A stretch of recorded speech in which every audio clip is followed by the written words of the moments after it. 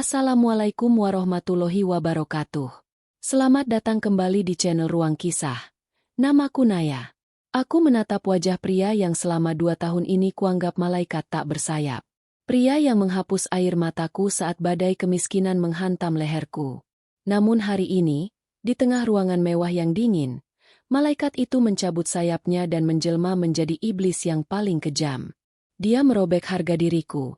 Memaksaku menjadi istri ketiganya hanya untuk menjadi mesin pencetak anak, dan menertawakan kemiskinanku di depan keluarganya yang sombong. Di saat duniaku runtuh dan semua orang meludahiku, sebuah pertolongan justru datang dari sosok yang paling terbuang, kakeknya yang buta dan renta. Bagaimana mimpiku berubah menjadi mimpi buruk yang paling mengerikan. Namun sebelumnya bagi yang beragama Islam saya sarankan untuk menuliskan sholawat Nabi Muhammad agar kelak sholawat ini menjadi saksi untuk mendapat syafaat di akhirat.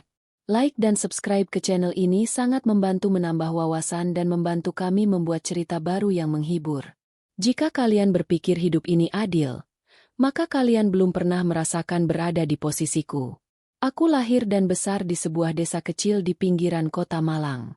Udara dingin pegunungan yang menusuk tulang sudah menjadi sahabat karibku sejak kecil.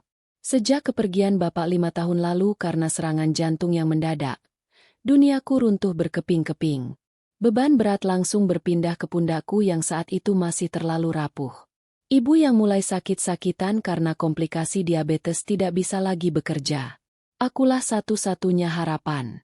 Demi menyambung hidup dan membeli obat-obatan ibu yang harganya seringkali membuatku menangis diam-diam di kamar mandi, aku bekerja sebagai pelayan di sebuah kedai kopi sederhana di pusat kota Malang. Kedai itu kecil, beraroma kayu tua dan biji kopi robusta yang disangrai kering. Di sanalah, di antara uap panas dan suara mesin kopi yang bising, aku memeras keringat dari pagi hingga malam. Aku tidak punya waktu untuk mengeluh. Setiap lembar rupiah yang aku terima adalah nyawa untuk ibuku. Alhamdulillah, aku masih diberi kekuatan oleh Allah untuk bertahan di tengah kerasnya badai kehidupan ini. Kehidupanku yang monoton dan penuh kepenatan itu mulai berubah pada suatu malam di bulan November. Hujan turun sangat deras, mengguyur jalanan kota Malang hingga sepi dari lalu lalang kendaraan. Lonceng pintu kedai bergemerincing nyaring. Seorang pria masuk dengan mantel basah kuyup. Dia mengibaskan air dari rambutnya yang tersisir rapi. Pria itu tidak terlihat seperti orang kaya yang sombong. Pakaiannya sangat sederhana, hanya memakai kemeja flanel kebiruan dan celana bahan kain yang rapi. Wajahnya tenang, namun ada sorot mata yang sulit aku artikan saat pertama kali tatapan kami bertemu. Namanya Arkan. Dia duduk di meja sudut, tepat di sebelah jendela kaca yang berembun tebal. Aku menghampirinya dengan buku catatan kecil di tanganku yang gemetar menahan dingin. Dia memesan 1 cangkir kopi hitam tanpa gula. Suaranya berat, tegas, namun mengalun lembut di telingaku. Sejak malam yang basah itu, Arkan menjadi pelanggan tetap di kedai kami. Tepat pukul 7 malam, dia selalu datang, duduk di kursi kayu yang sama, dan memesan kopi yang sama pula. Awalnya, kami hanya bertukar senyum canggung saat aku meletakkan cangkir panas di mejanya. Namun perlahan-lahan, sapaan singkat itu berubah menjadi obrolan ringan yang mengalir begitu saja. Dia mulai bertanya tentang hariku, tentang keluargaku, tentang lelahku. Hal-hal kecil yang sudah lama tidak ada seorang pun yang menanyakannya kepadaku. Pertanyaannya seperti oase di tengah gurun pasir penderitaanku. Arkan adalah pendengar yang sangat baik. Saat aku tanpa sadar bercerita tentang ibuku yang harus keluar masuk rumah sakit umum daerah di kota Malang, dia menatapku dengan tatapan penuh empati yang melumpuhkan akal sehatku. Dia tidak pernah memotong pembicaraanku. Dia hanya mengangguk pelan, memberikan senyuman menenangkan yang entah bagaimana membuat beban di dadaku terasa sedikit lebih ringan. Aku, yang selama ini selalu memaksa diri menjadi karang yang keras untuk ibuku, tiba-tiba merasa menemukan tempat untuk bersandar sejenak. Aku merasa, mungkin Allah telah mendengar doa-doaku di sepertiga malam dan mengirimkan seseorang untuk membantuku menghapus air mata kesedihan ini. 2 tahun kami menjalin kedekatan yang luar biasa manis. Selama 2 tahun itu pula, Arkan berhasil meyakinkanku bahwa dia adalah pria biasa yang mencari cinta yang tulus. Dia tidak pernah membicarakan harta kekayaan, kedudukan, atau kemewahan duniawi. Kami sering menghabiskan waktu luang dengan sekadar berjalan kaki menyusuri trotoar di bawah rimbunnya pohon besar, atau makan bakso gerobak di pinggir jalan raya dengan tawa yang lepas dan bebas. Dia tidak pernah terlihat jijik saat harus mengelap sendok aluminium di warung tenda, atau duduk di kursi plastik yang sudah reot dan kusam. Sikapnya yang merakyat dan sangat sederhana itu membuatku benar-benar buta akan segalanya. Aku memberikan seluruh hatiku kepadanya tanpa sisa dan tanpa rasa curiga sedikit pun. Aku membiarkan diriku jatuh terlalu dalam pada pesonanya. Ada satu malam yang menancap sangat kuat di ingatanku dan tidak akan pernah bisa aku lupakan sampai kapanpun. Kondisi ibu tiba-tiba memburuk di tengah malam buta dan harus segera dilarikan ke ruang gawat darurat. Aku sangat panik. Berlari mondar-mandir di lorong rumah sakit dengan air mata yang tidak bisa berhenti mengalir membasahi pipi pucatku. Aku sendirian, ketakutan setengah mati, dan aku tidak punya uang yang cukup untuk membayar biaya administrasi awal yang sangat mahal. Di saat aku merasa dunia seakan mau kiamat dan menimpaku hancur lebur, Arkan tiba-tiba datang dengan napas terengah-engah membelah keheningan rumah sakit. Dia langsung memelukku erat di ruang tunggu yang dingin dan bau obat itu. Dia membisikkan kata-kata penenang di telingaku bahwa semuanya akan baik-baik saja. Dia bahkan secara diam-diam melunasi biaya awal rumah sakit dengan alasan bohong bahwa dia baru saja meminjam uang dari salah satu teman kantornya. Betapa bodohnya aku saat itu karena mempercayainya begitu saja. Aku menangis tergugu di pelukannya, mengucap syukur berkali-kali kepada Allah. Benar-benar mengira bahwa dia adalah pahlawan pembawa cahaya yang dikirimkan langsung oleh surga untuk menyelamatkan hidupku dari kegelapan abadi. Rasa cintaku kepadanya semakin bertumbuh besar, mengakar kuat di dalam jiwa, bercampur aduk dengan rasa hutang budi yang teramat dalam dan tak terukur besarnya. Aku sangat ingin membalas kebaikannya, sekecil apapun bentuknya, demi melihat senyum bahagia di wajahnya. Menjelang hari ulang tahunnya di bulan Maret, aku memutuskan dengan tekad bulat untuk membelikan sebuah kado yang pantas. Aku rela berhemat mati-matian untuk mewujudkan hal itu. Aku mengurangi porsi makan siangku menjadi hanya separuh, berjalan kaki sejauh berkilo-kilometer sepulang kerja menembus gelapnya malam agar tidak perlu membayar ongkos angkutan umum, dan mengambil kerja tambahan lembur membersihkan dapur kedai hingga larut malam. Berbulan-bulan lamanya aku mengumpulkan uang receh demi receh, lembar demi lembar, hingga jari-jariku menjadi kapalan, kasar, dan seringkali berdarah karena terlalu lelah bekerja. Akhirnya, setelah semua pengorbanan berdarah-darah itu, aku berhasil membelikan sebuah jam tangan kulit yang cukup bagus untuk ukuran kantongku yang sangat tipis. Saat aku memberikan kotak kado kecil yang kubungkus rapi itu di sebuah bangku taman kota, matanya tampak berbinar terang di bawah cahaya lampu remang-remang. Dia langsung memakai jam tangan murahan itu di pergelangan tangannya dan mencium punggung tanganku dengan sangat lembut dan penuh perasaan. Dia berkata dengan suara bergetar bahwa itu adalah hadiah terindah dan paling berharga yang pernah dia terima seumur hidupnya, mengalahkan barang-barang mewah manapun. Kata-katanya sungguh manis, semanis madu hutan yang lebat, yang ternyata menutupi racun mematikan yang siap merenggut kewarasanku di baliknya. Malam itu, di bawah sorot lampu jalanan yang temaram kuning, dia menatap kedua mataku dalam-dalam, menyentuh pipiku dengan ibu jarinya, dan mengucapkan sebuah janji yang kelak akan mengubah seluruh jalan hidupku, menyeretku ke dalam jurang penderitaan yang paling dalam. Naya, bulan depan aku akan membawamu ke rumah keluargaku di Surabaya. Aku akan mengenalkanmu pada ibuku, pada seluruh keluargaku, dan aku akan melamarmu secara resmi di depan mereka semua. Aku ingin kamu menjadi istriku, teman hidupku menua bersama, membesarkan anak-anak kita selamanya. Mendengar untayan kalimat indah itu meluncur bebas dari bibirnya. Jantungku berdegup sangat kencang seolah mau melompat keluar dari rongga dada. Air mata bahagia yang terasa hangat menggenang di pelupuk mataku dan akhirnya jatuh menetes membasahi pipi. Aku mengangguk cepat, tak mampu berkata-kata sedikit pun karena isak tangis haru yang tertahan kuat di tenggorokan. Semua penderitaan, rasa sakit, hinaan orang-orang, dan lelahku selama ini rasanya terbayar lunas tanpa sisa detik itu juga. Aku mulai merajut angan, membayangkan sebuah keluarga kecil yang hangat, terlepas dari jerat kemiskinan yang selama bertahun-tahun mencekik leher keluargaku, dan yang paling penting adalah ibuku bisa dirawat dengan perawatan medis yang jauh lebih layak dari sekarang. Aku memeluk tubuh Arkan erat-erat malam itu, menghirup aroma tubuhnya, merasa seperti wanita paling beruntung dan paling dicintai di seluruh semesta alam. Hari-hari berikutnya berlalu dengan sangat cepat seolah mengepakkan sayap seperti sebuah mimpi indah di musim semi.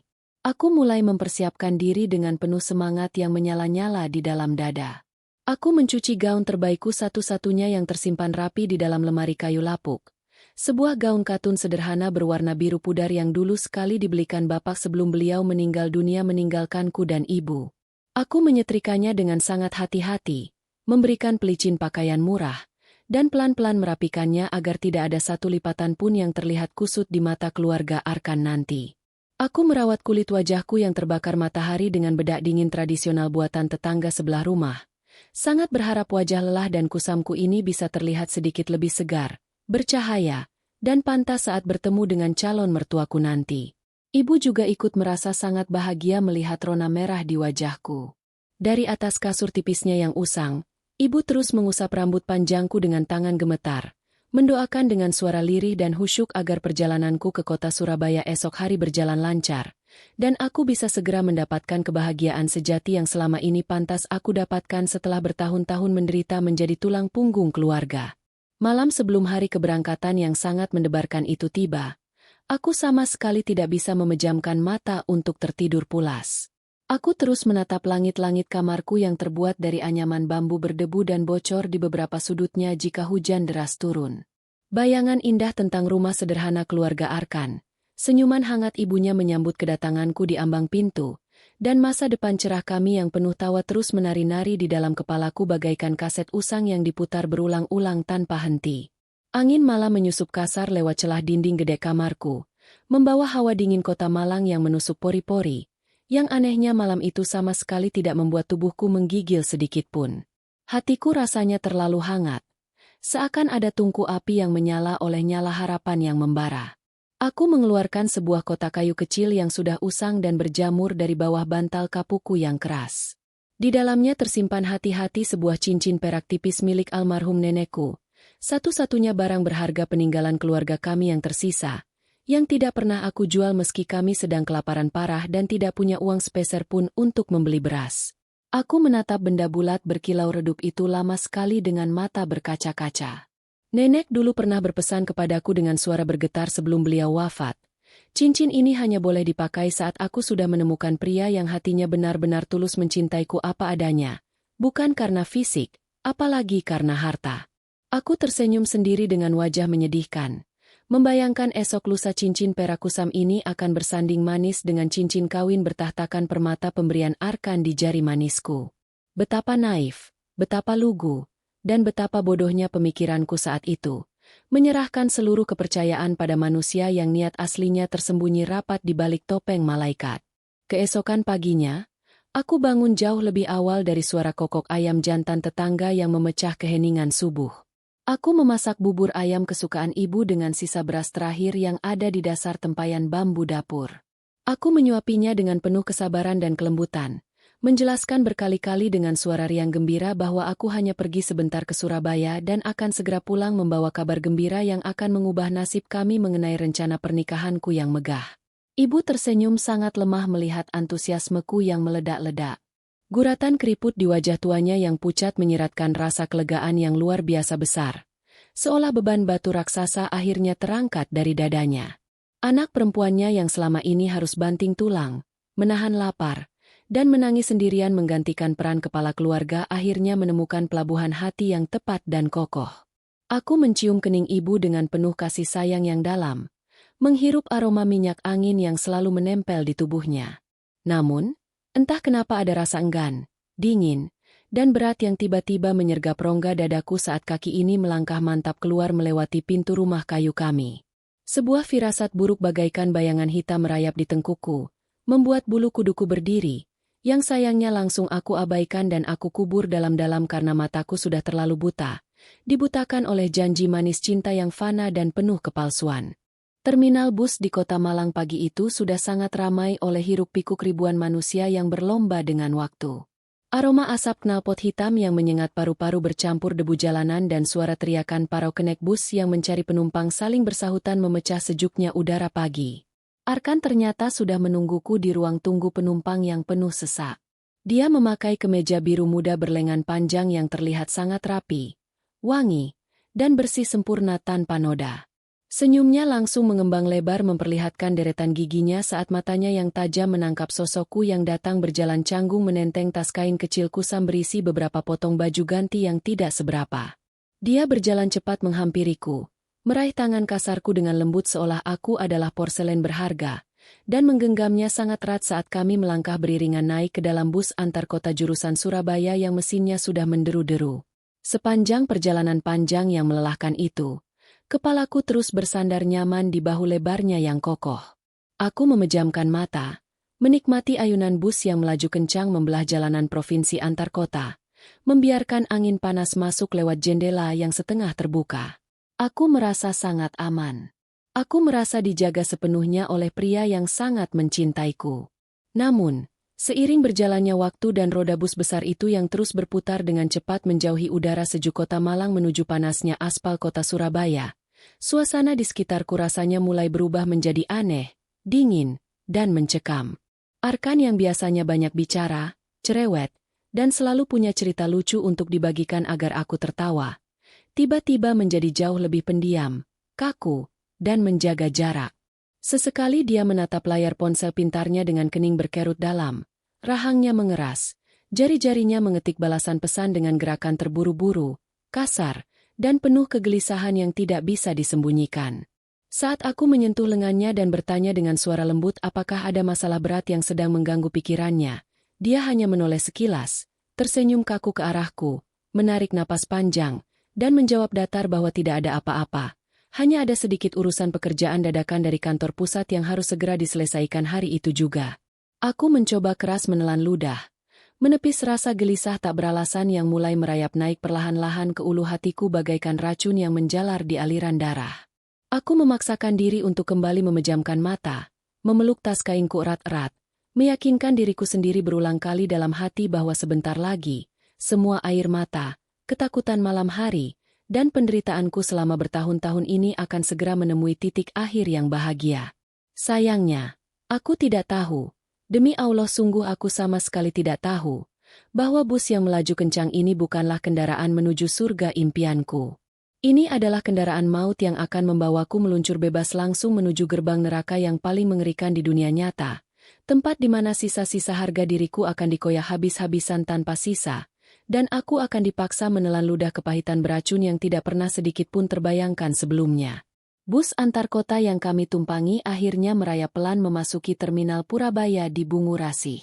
Hawa panas yang menyengat langsung menyambut kulitku saat kami melangkah turun dari anak tangga bus. Matahari Surabaya bersinar sangat terik, seakan ingin membakar ubun-ubun kepalaku yang sudah pening karena mabuk perjalanan darat yang melelahkan. Aku menyeka keringat dingin yang mengalir di pelipisku dengan ujung lengan gaun biruku yang mulai lecek. Di tengah lautan manusia yang berlalu lalang dengan wajah lelah, Arkan berjalan dengan langkah panjang dan cepat, nyaris meninggalkanku yang terseok-seok menenteng tas kain murahan di belakangnya. Tidak ada lagi tangan hangat yang menggenggam jemariku seperti saat kami berangkat dari Malang tadi pagi. Dia seolah berubah menjadi orang asing dalam hitungan jam. Pikiranku mulai dipenuhi tanda tanya besar yang menakutkan saat Arkan tidak membawaku ke deretan angkutan umum atau taksi biasa. Dia justru melangkah pasti menuju sebuah mobil mewah berwarna hitam mengkilap yang terparkir anggun di area khusus. Seorang pria berseragam safari gelap langsung menunduk hormat, membukakan pintu penumpang belakang untuk Arkan. Aku berdiri mematung di dekat roda mobil, menelan ludah dengan susah payah, merasa sangat kerdil dan salah tempat. Arkan menoleh ke arahku dengan rahang mengeras, mengibaskan tangannya dengan tidak sabar menyuruhku segera masuk. Di dalam kabin mobil yang beraroma parfum mahal dan hembusan pendingin ruangan yang membeku itu, aku duduk di ujung jok kulit dengan tubuh gemetar hebat. Aku tidak berani menyandarkan punggungku. Aku bertanya dengan suara parau yang nyaris tidak terdengar. Mobil siapa ini? Arkan hanya melirikku lewat sudut matanya yang dingin, lalu menjawab singkat bahwa ini hanyalah fasilitas sewaan dari kantornya. Mobil hitam itu meluncur mulus membelah padatnya jalan raya kota Surabaya, melaju semakin jauh meninggalkan kawasan biasa menuju sebuah kawasan perumahan elit yang gerbangnya menjulang tinggi seperti benteng kerajaan. Mataku membelalak lebar melihat rumah-rumah gedongan dengan pilar-pilar raksasa dan taman-taman luas yang tertata sangat rapi. Jantungku berdebar semakin kencang, memukul-mukul rongga dadaku hingga terasa sesak. Firasat buruk yang sedari pagi menggerogoti kewarasanku kini membesar menjadi ketakutan yang nyata. Mobil kami akhirnya berbelok dan berhenti tepat di depan sebuah rumah paling megah yang pernah aku lihat seumur hidupku. Rumah itu lebih pantas disebut sebagai istana. Dindingnya berwarna putih bersih, dihiasi ukiran bergaya Eropa klasik, dengan jendela-jendela kaca besar yang memantulkan sinar matahari sore. "Turunlah, kita sudah sampai," ucap Arkan dengan nada datar yang belum pernah aku dengar sebelumnya. Suaranya tidak lagi mengalun lembut memanggil namaku. Kakiku rasanya seperti terbuat dari jeli yang bergoyang-goyang saat melangkah turun menginjak lantai paving blok halaman istana itu. Beberapa asisten rumah tangga berseragam rapi menunduk hormat menyambut kedatangan kami. Namun tatapan mata mereka saat melihat gaun lusuh dan tas kain di tanganku menyiratkan rasa iba sekaligus cibiran yang sangat kentara. Aku menundukkan kepala dalam-dalam, merasa seperti seekor tikus got kotor yang tersesat masuk ke dalam ruang perjamuan raja. Arkan berjalan lurus ke depan tanpa menungguku, membuka pintu kayu jati raksasa berukir rumit itu dengan angkuh. Aku mengikutinya dari belakang dengan napas yang tertahan, melangkah masuk ke dalam ruang tamu luas yang lantainya berlapis marmer pualam berkilau yang rasanya terlalu suci untuk diinjak oleh sepatu bututku. Di tengah ruangan yang diterangi lampu kristal raksasa itu, duduklah 3 orang wanita di atas sofa bludru berwarna merah marun. Hawa dingin dari pendingin ruangan seketika menusuk tulangku, namun keringat dingin justru mengucur deras membasahi punggungku. Duduk di tengah adalah seorang wanita parubaya dengan riasan wajah yang sangat tebal, rambut disanggul tinggi, dan leher yang dililit kalung berlian menyilaukan mata. Di sisi kiri dan kanannya, duduk 2 wanita muda yang sangat cantik, berkulit putih mulus, mengenakan pakaian sutra mahal, dan memancarkan aroma keangkuhan yang sangat pekat. Tidak ada senyuman hangat seorang ibu yang menyambut calon menantunya seperti yang selama ini aku bayangkan. Tidak ada pelukan. Ruangan itu terasa seperti ruang eksekusi mati. Wanita parubaya itu meletakkan cangkir teh porselennya dengan kasar ke atas meja kaca, hingga menimbulkan bunyi dentingan yang tajam. Dia menatapku dari ujung rambut hingga ujung kaki dengan tatapan penuh selidik yang menyayat-nyayat harga diriku. Matanya menyipit penuh rasa jijik, seolah aku adalah sampah berbau busuk yang baru saja dibawa masuk ke dalam rumahnya yang steril. "Jadi, ini perempuan miskin dari desa yang mau kamu jadikan istri ketiga, Arkan?" Tanyanya dengan nada suara melengking yang menggema memantul di dinding-dinding ruangan. Kata istri ketiga menghantam dadaku seperti godam besi seberat bertonton. Bumi tempatku berpijak rasanya hancur berantakan. Telingaku mendenging keras. Napasku tercekat di tenggorokan, membuatku nyaris tercekik. Aku menoleh ke arah Arkan dengan mata melotot lebar dan tubuh bergetar hebat, memohon sebuah penjelasan, memohon agar dia mengatakan bahwa wanita tua itu sedang salah bicara atau sedang menguji kesetiaanku. Namun, pria yang selama 2 tahun ini kupuja sebagai pahlawan hidupku itu, hanya berdiri santai dengan kedua tangan masuk ke dalam saku celana. Wajahnya sama sekali tidak menyiratkan penyesalan atau rasa bersalah sedikit pun. Dia menatapku dengan tatapan kosong, dingin, dan penuh perhitungan yang sangat kejam. Kedua wanita cantik di sofa itu tiba-tiba tertawa meremehkan. Suara tawa mereka seperti sayatan silet yang mengiris-ngiris gendang telingaku. Wanita yang duduk di sebelah kanan menyilangkan kakinya yang jenjang, menatapku dengan bibir tersenyum sinis. "Ya ampun Arkan, seleramu semakin lama semakin rendahan. Apa kamu yakin perempuan udik seperti ini rahimnya bagus? Jangan-jangan dia penyakitan dan bawa kuman ke rumah ini." Air mataku akhirnya jebol, mengalir deras membasahi pipiku yang memanas karena rasa malu dan amarah yang meledak-ledak. Aku menatap Arkan, pria yang memakai jam tangan murahan hasil jerih payahku yang berdarah-darah di pergelangannya. Bibirku bergetar hebat saat aku memaksakan diri untuk berbicara. "Apa maksud semua ini, Mas? Istri ketiga.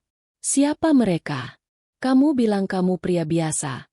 Kamu bilang kamu ingin melamarku menjadi satu-satunya istrimu."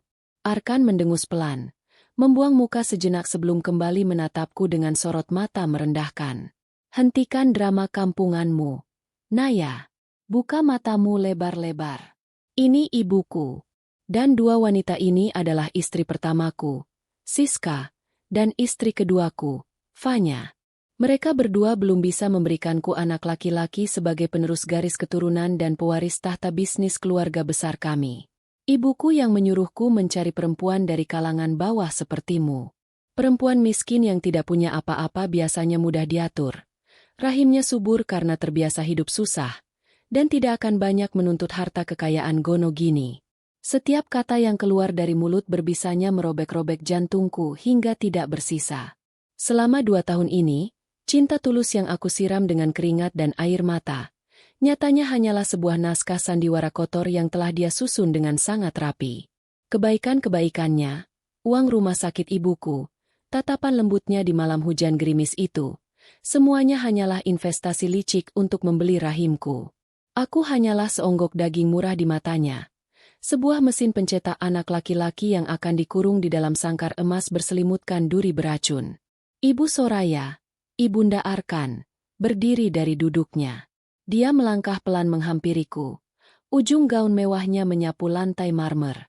Dia berdiri sangat dekat, menatap rendah tepat ke arah mataku yang basah. Terima saja nasi Bu. Naya, kamu tidak akan kelaparan di sini. Kamu bisa mengirimkan uang yang banyak untuk ibumu di kampung setiap bulan. Tugasmu cuma satu, diam di paviliun belakang. Jangan pernah mencampuri urusan Siska dan Vanya, dan lahirkan seorang cucu laki-laki untukku.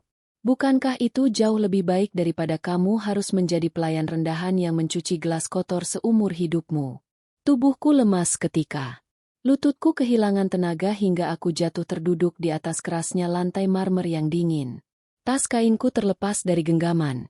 Isinya berserakan keluar memperlihatkan pakaian-pakaian usangku yang semakin terlihat menyedihkan di tengah kemewahan ruangan ini. Aku menangis tergugu, memukul-mukul dadaku sendiri yang terasa sangat perih dan sesak. Aku teringat wajah ibuku yang sedang tersenyum menunggunya di rumah. Teringat cincin perak nenekku yang masih tersimpan di dalam saku gaunku. Pengorbananku selama ini diinjak-injak, diludahi, dan ditukar dengan uang bernilai miliaran yang tidak pernah aku minta sama sekali. Demi Allah, aku tidak pernah gila harta. Aku hanya ingin dicintai sebagai manusia, bukan dibeli seperti binatang ternak yang siap untuk diternakan. Arkan berjongkok di hadapanku, mencengkeram daguku dengan kasar, memaksa wajahku untuk mendongak menatap matanya yang kini memancarkan aura dominasi yang mengerikan. Berhentilah menangis. Naya, hapus air matamu. Jangan membuatku kehilangan kesabaran di hari pertama kamu menginjakkan kaki di rumahku. Sebentar lagi penghulu akan datang, dan kita akan menikah siri hari ini juga. Kamu tidak punya pilihan lain. Kamu sudah terjebak, dan aku tahu kamu butuh uangku untuk menyambung nyawa ibumu yang penyakitan itu. Kata-kata terakhirnya adalah puncak dari segala kehancuran batinku. Dia menggunakan nyawa ibuku sebagai senjata untuk merantai leherku. Aku memejamkan mata, membiarkan air mata keputusasaan membasahi tangan kasarnya yang memegang daguku. Kegelapan seakan menelan seluruh kewarasanku. Aku sendirian di istana neraka ini, dikelilingi oleh iblis-iblis berwajah rupawan yang siap mengisap habis darah dan masa depanku. Namun, di saat aku hampir menyerah dan pasrah pada nasib kejam ini, sayup-sayup aku mendengar sebuah suara langkah kaki yang aneh, menyeret perlahan di lantai lorong gelap yang menghubungkan ruang keluarga dengan bagian belakang rumah yang suram. Sebuah suara ketukan kayu yang pelan, namun berirama teratur, semakin lama semakin mendekat, membawa secercah keajaiban tak terduga yang akan membalikan seluruh tatanan istana neraka ini dalam sekejap mata.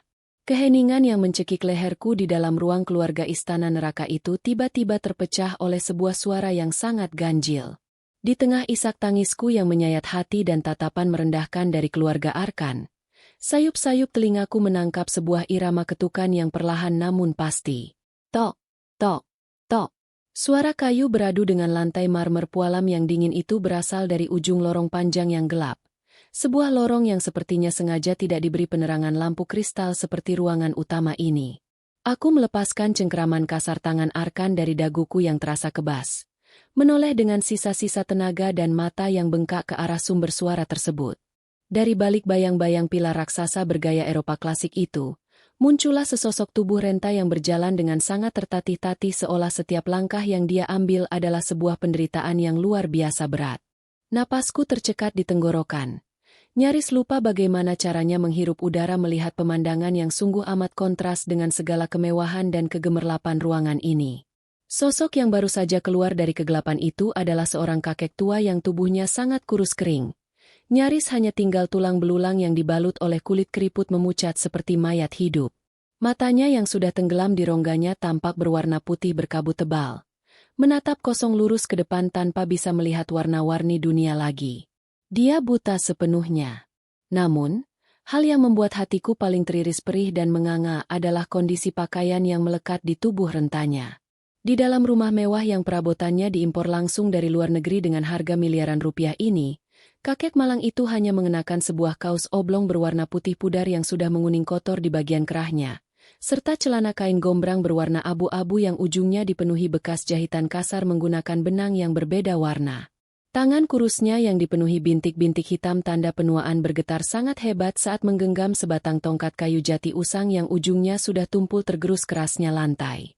Dia melangkah maju dengan gemetar, meraba-raba udara kosong di sekitarnya. Melihat kehadiran kakek itu, Ibu Soraya langsung mendecakkan lidah dengan sangat keras hingga menggema di seisi ruangan. Raut wajahnya yang tadinya angkuh dan dipenuhi riasan tebal seketika berkerut rapat menahan rasa jijik dan amarah yang meledak-ledak. Siska dan Fanya, kedua istri Arkan yang mengenakan sutra mahal itu, serempak menutup hidung mereka dengan sapu tangan berenda seolah ada tumpukan sampah busuk bacin yang baru saja lewat menyengat indera penciuman mereka. Arkan sendiri hanya memutar bola matanya dengan raut wajah sangat malas, menghembuskan napas kasar dari hidungnya seakan kehadiran pria tua itu adalah sebuah kutukan pembawa sial bagi hari-harinya. Sedang apa orang tua gila ini keluar dari sarang tikusnya? Teriak Ibu Soraya dengan suara melengking yang sangat memekakan telinga, memanggil dua orang asisten rumah tangga berbadan besar yang berjaga di dekat pintu utama. Seret dia kembali ke kamar belakang sekarang juga. Jangan biarkan dia merusak acara penting anakku hari ini dengan bau apeknya. Cepat singkirkan kotoran ini dari ruang tamu kesayanganku sebelum lantai marmerku tercemar bakteri penyakitnya. Namun kakek tua itu tiba-tiba menghentikan langkah tertatihnya. Dia berusaha menegakkan punggung rentanya yang bungkuk dengan sisa-sisa tenaga terakhir yang dia miliki. Pendengarannya yang ternyata masih sangat tajam rupanya menangkap suara isak tangisku yang sedari tadi kutahan mati-matian di atas dinginnya lantai. Suaranya saat berbicara terdengar sangat parau, serak, bergetar hebat di udara, namun anehnya memiliki ketegasan dan kewibawaan yang luar biasa kuat menembus relung hatiku. Siapa yang sedang menangis terseduh-seduh di lantai rumahku ini? Suara siapa itu? Tanya kakek itu sambil mengarahkan wajahnya yang buta ke sekeliling ruangan mencari-cari arah suaraku. Arkan, Soraya, dosa besar apa lagi yang sedang kalian rencanakan hari ini? Gadis malang dari mana lagi yang sedang kalian hancurkan masa depannya demi memuaskan keserakahan kalian yang tidak pernah ada ujungnya itu? Apakah menelantarkanku di sisa umurku masih belum cukup memuaskan rasa lapar kalian akan harta kekayaan? Arkan melangkah maju dengan wajah merah pada menahan rasa malu yang bercampur dengan amarah liar. Dia berdiri menjulang menantang di depan kakek kandungnya sendiri, tanpa ada sedikit pun rasa hormat atau belas kasih di kedua matanya yang menatap tajam. Ini sama sekali bukan urusanmu, kakek tua bangka. Kembalilah menyeret kakimu ke kamarmu yang gelap itu dan tunggu saja jadwal makanmu yang hambar. Jangan pernah berani ikut campur urusan orang muda yang masih punya akal sehat. Kami sedang mengatur masa depan silsilah keluarga ini, masa depan perusahaan raksasa kita yang butuh pewaris darah daging laki-laki, bukan rongsokan sepertimu. Mendengar kalimat durhaka yang keluar dari mulut Arkan, hatiku yang tadinya sudah hancur lebur berkeping-keping karena pengkhianatan cintanya, tiba-tiba dipenuhi oleh kengerian yang beribu-ribu kali lipat jauh lebih besar.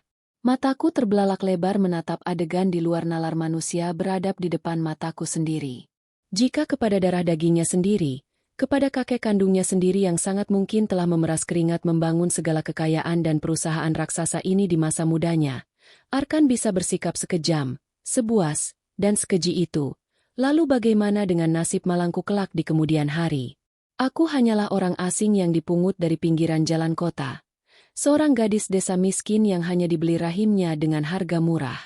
Jika suatu saat nanti aku jatuh sakit, atau lebih buruk lagi jika aku tidak bisa memberikan anak laki-laki sesuai pesanan mereka, apakah aku juga akan dibuang ke tempat sampah, dihinakan habis-habisan, dan dikurung kelaparan di ruangan gelap dan pengap seperti kakek malang ini? Bulu kuduku serempak berdiri merinding membayangkan penderitaan panjang seumur hidup yang sudah menungguku dengan mulut menganga lebar di depan mata. Alhamdulillah, cahaya petunjuk dari Allah datang tepat pada waktunya sebelum aku terperosok menandatangani surat nikah siri yang akan menjadi surat kematianku. Kakek tua itu mengetukkan ujung tongkat kayunya dengan sangat keras ke lantai marmer berulang kali. Wajahnya yang pucat kini memerah menahan amarah dan kepedihan yang mendalam. Lepaskan gadis malang itu sekarang juga, Arkan. Biarkan dia pulang kembali ke pelukan keluarganya yang menyayanginya. Kalian semua benar-benar wujud manusia iblis yang tidak punya hati nurani secuil pun. Kalian sudah dibutakan oleh tumpukan harta dan rayuan setan dunia. Nak, siapapun namamu yang sedang menangis di bawah sana, dengarkan suara orang tua ini. Larilah sejauh mungkin dari tempat terkutuk ini. Jangan pernah mau dibeli dengan uang haram oleh manusia-manusia pemakan bangkai seperti mereka. Hidup miskin dan memakan nasi kering jauh lebih mulia di mata Tuhan daripada memakan hidangan mewah di atas penderitaan dan air mata orang lain. Mendengar pembelaan keras sang kakek terhadap diriku, Ibu Soraya benar-benar kehabisan batas kesabarannya. Dia berjalan cepat dengan sepatu hak tingginya yang berbunyi nyaring membelah ruangan. Lalu dengan sangat kejam dan tanpa ampun sedikit pun, wanita yang lehernya dililit kalung berlian miliaran rupiah itu mendorong bahu kakek renta itu dengan kedua tangannya yang berkuku merah merona. Tubuh kurus kerempeng itu langsung kehilangan keseimbangan seketika. Tongkat kayunya terlempar melayang ke udara. Kakek itu terhuyung hebat ke belakang, kakinya tersandung karpet tebal, dan akhirnya jatuh tersungkur dengan suara hantaman yang sangat keras ke atas lantai marmer yang kejam. Kepalanya nyaris membentur ujung meja kaca tebal yang runcing mematikan.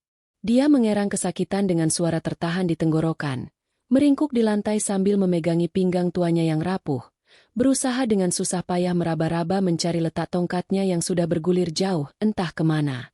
Melihat darah daging sendiri disiksa seperti anjing kurap, darah di dalam kepalaku langsung mendidih membakar sel-sel otakku melihat kekejaman yang melampaui batas kewajaran manusia beragama itu. Rasa takutku pada kekuasaan mereka, rasa mindarku pada kemiskinanku, air mata keputusasaanku, semuanya tiba-tiba menguap tak bersisa ditelan oleh bara amarah yang meledak sangat dahsyat menghantam dinding-dinding rongga dadaku. Aku tidak peduli lagi dengan semua ancaman menakutkan Arkan. Aku tidak peduli lagi dengan cibiran gaun lusuhku. Aku segera bangkit berdiri dengan lutut yang terasa sangat kuat.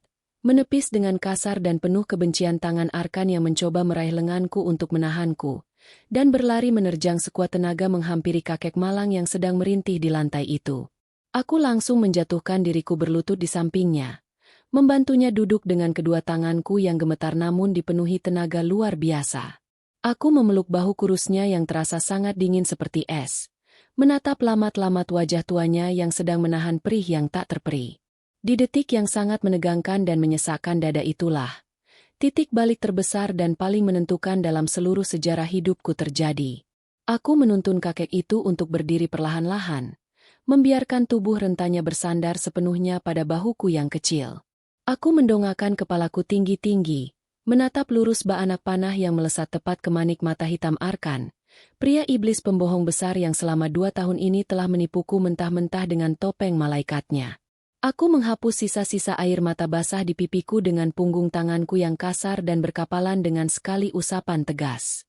Aku mengambil napas panjang hingga paru-paruku penuh, mengumpulkan seluruh sisa harga diri, kehormatan, dan keberanian murni yang aku miliki sebagai manusia merdeka, lalu mengangkat tangan kananku dan menunjuk tepat di depan hidungnya dengan jari telunjukku yang bergetar hebat menahan gejolak emosi. Simpan saja seluruh tumpukan uang haram dan kemewahanmu itu untuk dirimu sendiri, Arkan. Ucapku dengan intonasi suara yang sangat lantang, tegas, dan menggema memantul-mantul di seluruh penjuru ruang tamu raksasa beratap tinggi itu. Suaraku sama sekali tidak lagi bergetar karena isak tangis yang menyedihkan, melainkan bergetar karena gelombang amarah suci yang membara membakar ubun-ubun. Aku menolak mentah-mentah semua tawaran kotormu. Aku menolak dengan sadar untuk dijadikan istri ketigamu yang hanya akan berakhir menjadi mesin pembuat anak di sangkar emas beracun ini. Aku jauh lebih memilih kelaparan, minum air hujan, dan memakan nasi aking berjamur di pinggir jalan raya yang kotor daripada harus hidup bergelimang harta benda bersama manusia berhati iblis busuk yang tidak punya rasa kemanusiaan seperti kalian semua. Mataku kemudian beralih menyorot tajam menatap wajah angku Ibu Soraya, lalu ke arah Siska, dan Fanya secara bergantian dengan tatapan merendahkan yang sama seperti yang mereka berikan kepadaku sebelumnya. Dan jika kalian para wanita berhati batu berpikir bahwa aku adalah perempuan rendahan yang tidak laku dan akan bertekuk lutut memohon-mohon uang recehan kalian, kalian semua sangat salah besar. Asal kalian tahu dan kalian ingat baik-baik seumur hidup kalian, detik ini juga, di ruangan terkutuk ini, aku mengambil sebuah keputusan bulat yang akan membuat kalian menganggapku gila dan menertawakanku. Tapi aku sama sekali tidak peduli dengan mulut kotor kalian. Daripada aku harus menikah dengan pria bergelimang harta namun berhati lebih busuk dari sampah selokan, aku memutuskan memilih untuk menikahi kakek tua yang buta dan kalian buang ini. Ya, kalian tidak salah dengar. Aku akan menikahi kakek kandungmu sendiri, Arkan. Aku akan membawanya pergi dari neraka ini, merawat tubuh rentanya setiap hari, menyayanginya dengan setulus hatiku, dan mengabdi kepadanya sebagai manusia yang utuh dan bermartabat. Sebuah hal mulia yang bahkan tidak pernah sanggup kalian lakukan seumur hidup kalian yang penuh dengan dosa itu. Keheningan panjang yang sangat mencekam dan mematikan langsung menyelimuti seluruh sudut ruangan megah itu. Detak jarum jam dinding raksasa dari kayu mahoni berbunyi nyaring berdetak-detak memecah kesunyian yang membeku. Selama beberapa detik yang terasa seperti berjam-jam lamanya, wajah sombong Arkan, ibunya, dan kedua istrinya terlihat memucat pasi seperti mayat karena sangat terkejut luar biasa mendengar deklarasi keputusanku yang dianggap sangat gila, tidak waras, dan sama sekali di luar nalar manusia normal. Namun sedetik kemudian setelah mereka sadar dari keterkejutannya, tawa keras yang sangat meremehkan, melengking, dan penuh nada hinaan pecah menggelegar dari mulut kotor mereka secara bersamaan. Arkan tertawa terbahak-bahak hingga terbungkuk-bungkuk memegangi perutnya. Wajahnya memerah pada menahan tawa sinis yang menggema memenuhi ruangan. Kamu benar-benar perempuan yang sudah hilang kewarasannya, Naya. Kamu hanyalah perempuan miskin melarat yang sudah kehilangan akal sehat karena terlalu putus asa menghadapi kenyataan pahit ini. Kamu mau menikahi kakek buta penyakitan yang bau tanah dan sebentar lagi akan mati membusuk. Silakan saja lakukan jika itu maumu. Kalian berdua memang pasangan yang sangat amat cocok. Sama-sama sampah buangan yang tidak berguna dan memalukan di rumah kebesaranku ini.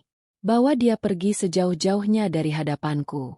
Bawa dia keluar dari rumah istanaku sekarang juga detik ini juga sebelum aku memanggil seluruh satpam penjaga keamanan untuk menyeret kalian berdua dan membuang tubuh kalian ke tengah jalan raya aspal seperti sepasang anjing jalanan yang berpenyakit kudis.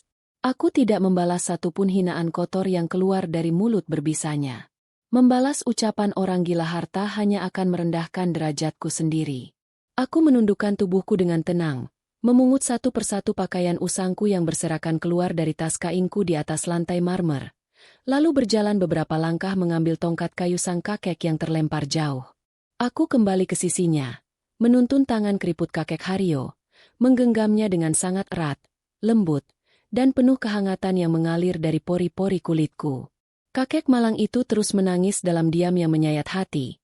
Air mata bening terus mengalir deras dari sudut mata butanya, membasahi setiap kerutan dalam di pipi tuanya.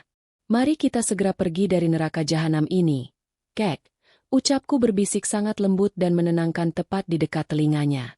Allah tidak pernah tertidur sedikit pun. Allah Maha melihat semua kezaliman dan air mata kesedihan ini. Kami berdua kemudian membalikan badan, melangkah pelan namun pasti meninggalkan istana megah yang dipenuhi oleh manusia-manusia iblis berwajah rupawan itu. Melangkah keluar melewati pintu kayu jati raksasa menembus teriknya panas matahari kota Surabaya siang itu. Berjalan tanpa menoleh ke belakang sedikit pun menuju takdir kehidupan baru yang sama sekali tidak pernah terlintas di dalam kepalaku sebelumnya. Matahari kota Surabaya seakan mengamuk, membakar ubun-ubun kami saat kami berdua berjalan tertatih-tatih meninggalkan gerbang neraka berwujud istana megah itu. Aku menggenggam erat tangan keriput kakek Haryo yang terasa sedingin es meski udara di luar sangat terik. Tidak ada lagi mobil mewah berpendingin ruangan yang menyambut kami. Hanya ada debu jalanan yang berterbangan liar dan asap knalpot kendaraan yang menyesakkan dada. Dengan sisa uang recehan yang ada di dasar tas kainku, aku menuntun langkah rapuh kakek renta ini menaiki bus ekonomi jurusan Surabaya menuju Malang.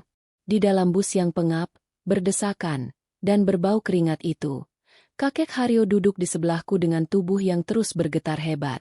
Dia memalingkan wajah butanya ke arah jendela yang terbuka, membiarkan angin panas menerpa wajah tuanya yang dipenuhi gurat kepedihan mendalam. Sepanjang perjalanan yang melelahkan itu, tidak ada satu patah kata pun yang terucap dari bibir pucatnya. Namun aku bisa melihat dengan jelas aliran air mata bening yang tidak pernah berhenti menetes membasahi kerah kaus oblongnya yang sudah lusuh. Hati kecilku hancur melihat pemandangan memilukan di depan mataku ini. Seorang ayah, seorang kakek yang seharusnya dihormati dan dirawat di usia senjanya, justru dibuang layaknya seonggok sampah tak berguna oleh darah dagingnya sendiri hanya karena dia sudah buta dan tidak bisa lagi menghasilkan uang. Aku mengusap peluh di dahi kakek Haryo dengan ujung lengan gaunku yang basah. Sabar ya kek, sebentar lagi kita akan sampai di rumahku. Rumahku memang sangat kecil dan jelek, atapnya bocor jika hujan turun, dan lantainya hanya terbuat dari semen kasar. Tapi aku berjanji tidak akan ada satu orang pun yang akan menghina atau menyakiti kakek lagi di sana. Bisikku pelan tepat di telinganya agar mengalahkan suara deru mesin bus yang sangat bising. Mendengar suaraku yang bergetar menahan tangis, kakek Haryo perlahan meraba tanganku, menggenggamnya dengan sisa tenaga yang dia miliki, seolah aku adalah satu-satunya pelampung penyelamat di tengah lautan badai keputusasaannya. Menjelang sore hari saat langit mulai berubah warna menjadi jingga kemerahan, kami akhirnya tiba di rumah kontrakanku yang reot di sebuah desa kecil di daerah Kepanjen, Kabupaten Malang. Kedatanganku yang tiba-tiba dengan membawa seorang pria tua renta tak dikenal membuat ibuku yang sedang duduk di atas kursi roda sangat terkejut luar biasa. Wajah ibu yang tadinya penuh harap menanti kabar bahagia lamaranku, seketika berubah menjadi pucat pasi penuh kebingungan. Aku segera bersimpuh di lantai tanah liat di depan lutut ibu, mencium punggung tangannya yang kasar, dan menangis sejadi-jadinya menumpahkan seluruh beban berat yang sedari pagi menghancurkan dadaku. Dengan suara terputus-putus karena isak tangis yang menyumbat tenggorokan, aku menceritakan semuanya tanpa ada satupun yang kututupi. Aku menceritakan tentang pengkhianatan keji Arkan, tentang rencana kotornya yang ingin menjadikanku istri ketiga untuk mencetak anak laki-laki, tentang hinaan menyakitkan dari ibu dan kedua istrinya, serta tentang bagaimana kakek buta di sebelahku ini disiksa dan dibuang begitu saja dari rumah istana keluarganya sendiri. Mendengar seluruh kebenaran yang sangat menyayat hati itu, ibu tidak marah kepadaku. Ibu justru menangis tergugu. Air matanya jatuh berderai membasahi kerudung lusuhnya. Ibu mengusap puncak kepalaku dengan sangat lembut dan penuh kasih sayang yang tulus. Kamu sudah melakukan hal yang sangat benar, anakku sayang. Harta benda seisi dunia ini tidak akan pernah bisa membeli harga dirimu dan kehormatanmu sebagai seorang wanita muslimah. Biarlah kita hidup melarat dan menahan lapar setiap hari, asalkan kita tidak memakan uang haram dari manusia-manusia berhati iblis itu, ucap ibu dengan suara serak yang bergetar. Ibu kemudian memutar roda kursinya perlahan mendekati kakek Haryo yang berdiri canggung di ambang pintu, meraih tangan tua kakek itu dan berkata dengan sangat hangat, "Selamat datang di gubuk reot kami, Bapak. Mulai detik ini, anggaplah rumah ini sebagai istana barumu, dan kami berdua adalah keluargamu. Kami akan merawatmu dengan segenap jiwa dan raga kami. Alhamdulillah, Allah masih menyelamatkan putriku dari cengkeraman manusia serakah, dan Allah mengirimkan Bapak untuk membawa keberkahan di rumah kecil kami ini." 3 hari setelah kepulangan kami yang penuh dengan air mata kepedihan itu, aku memutuskan untuk meresmikan niat suciku. Berbekal restu penuh dari ibuku dan beberapa orang tetangga terdekat yang sangat bersimpati pada nasib kami, aku dan kakek Haryo pergi mendatangi kantor urusan agama di Kecamatan Kepanjen. Pernikahan kami bukanlah pernikahan megah yang dihiasi bunga mawar merah, gaun pengantin sutra yang menjuntai panjang, atau hidangan catering mewah yang lezat. Sama sekali tidak ada perayaan. Aku hanya mengenakan kebaya tua berwarna putih tulang milik ibuku yang sudah memudar warnanya, sedangkan kakek Haryo mengenakan kemeja batik sumbangan dari Pak Rukun tetangga dan sebuah peci hitam yang agak kebesaran di kepalanya. Di hadapan penghulu yang awalnya menatap kami dengan raut wajah penuh kebingungan dan keheranan yang sangat kentara, aku mengucapkan janji suciku. Mahar pernikahan kami hanyalah sebuah cincin perak peninggalan almarhum nenekku dan seperangkat alat salat sederhana.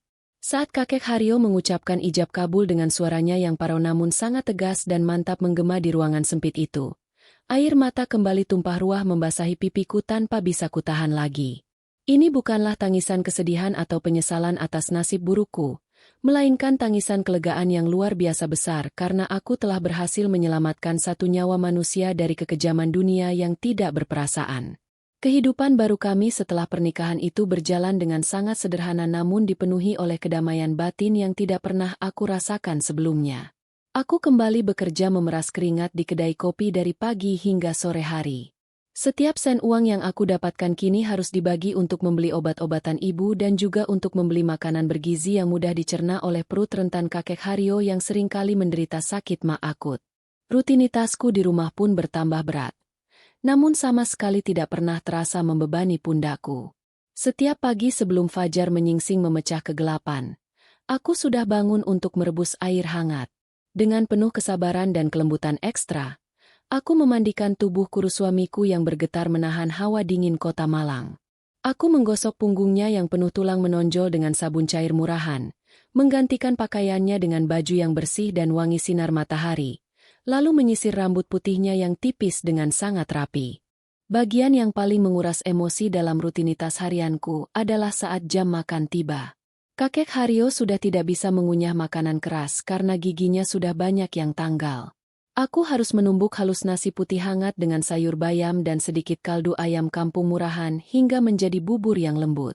Aku duduk bersimpu di hadapannya di atas tikar pandan yang sudah robek di bagian ujungnya, meniup pelan setiap sendokan bubur yang masih mengepulkan asap panas, lalu menyuapkannya dengan sangat hati-hati ke dalam mulutnya yang keriput.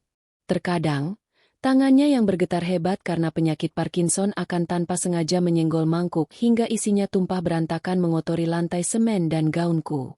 Di saat seperti itu, dia akan langsung menangis terisak-isak dengan sangat menyedihkan, meraba-raba lantai dengan panik, dan memukul-mukul kepalanya sendiri sambil terus mengutuk nasib cacatnya yang selalu merepotkanku. Maafkan kakek. Naya. Maafkan orang tua cacat yang tidak berguna ini. Seharusnya kakek mati saja membusuk di jalanan agar tidak menyusahkan hidupmu yang sudah sangat berat ini. Rintihnya dengan suara serak yang diiringi derai air mata keputusasaan yang menyayat ulu hatiku. Setiap kali dia merendahkan dirinya sendiri seperti itu, aku akan langsung meraih kedua tangan tuanya, menciumnya berulang kali dengan penuh rasa hormat yang mendalam, lalu memeluk tubuh rentanya dengan sangat erat. Jangan pernah berkata seperti itu lagi, suamiku. Kamu sama sekali bukan beban untukku. Merawatmu adalah sebuah kehormatan terbesar dalam hidupku. Allah telah mempercayakan tugas mulia ini kepadaku, dan aku akan menjagamu dengan seluruh sisa napasku, ucapku dengan suara tegas namun bergetar hebat menahan tangis. Perlahan-lahan, dia akan kembali tenang di dalam pelukanku, menyandarkan kepala putihnya di bahuku yang kecil seolah mencari perlindungan dari dunia yang telah begitu kejam menyiksanya selama bertahun-tahun lamanya. Malam hari adalah waktu di mana ikatan emosional di antara kami berdua terjalin semakin kuat mengakar di dalam jiwa. Saat ibu sudah tertidur pulas di kamarnya, aku akan duduk di tepi ranjang kayu tua tempat kakek Haryo berbaring. Di bawah cahaya lampu pijar 5 watt yang temaram dan redup, kami sering berbincang-bincang panjang lebar hingga larut malam.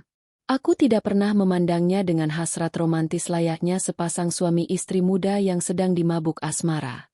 Perasaanku kepadanya jauh melampaui hal duniawi semacam itu.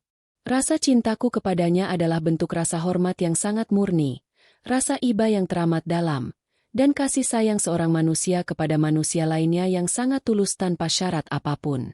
Kakek Haryo seringkali menceritakan masa mudanya saat dia berjuang membangun perusahaan dari nol, bermandi peluh darah di jalanan Surabaya, hanya untuk melihat anak cucunya saling berebut harta dan membuangnya saat dia sudah tidak bisa lagi melihat matahari.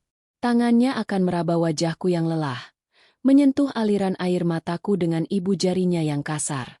Kamu terlalu baik untuk hidup di dunia yang kejam ini, anakku. Kebaikan hatimu adalah cahaya terakhir yang menerangi kegelapan abadi di mataku ini. Aku bersumpah, jika aku punya kesempatan untuk memutar waktu, aku akan menukar seluruh nyawa dan hartaku hanya untuk melihat wajah malaikat penolongku ini sekali saja. Begitulah kalimat yang selalu dia ucapkan dengan suara lirih bergetar sebelum dia jatuh tertidur, meninggalkanku dalam renungan panjang tentang betapa misteriusnya skenario takdir hidup manusia yang telah digariskan ini. 3 tahun telah berlalu sejak hari di mana aku membawa kakek Haryo keluar dari istana neraka di kota Surabaya itu. Waktu berjalan merayap bagaikan putaran roda pedati tua yang melindas jalanan berbatu terjal, penuh dengan guncangan dan rintangan yang menguji batas kewarasan serta keimanan di dalam dadaku. Kehidupan kami di gubuk kecil berdinding anyaman bambu di daerah Kepanjen, Kabupaten Malang, sama sekali tidak menjadi lebih mudah. Badai kemiskinan terus-menerus menghantam kehidupan kami tanpa henti. Seakan-akan dunia ini memang diciptakan hanya untuk menyiksa orang-orang kecil yang tidak punya kuasa.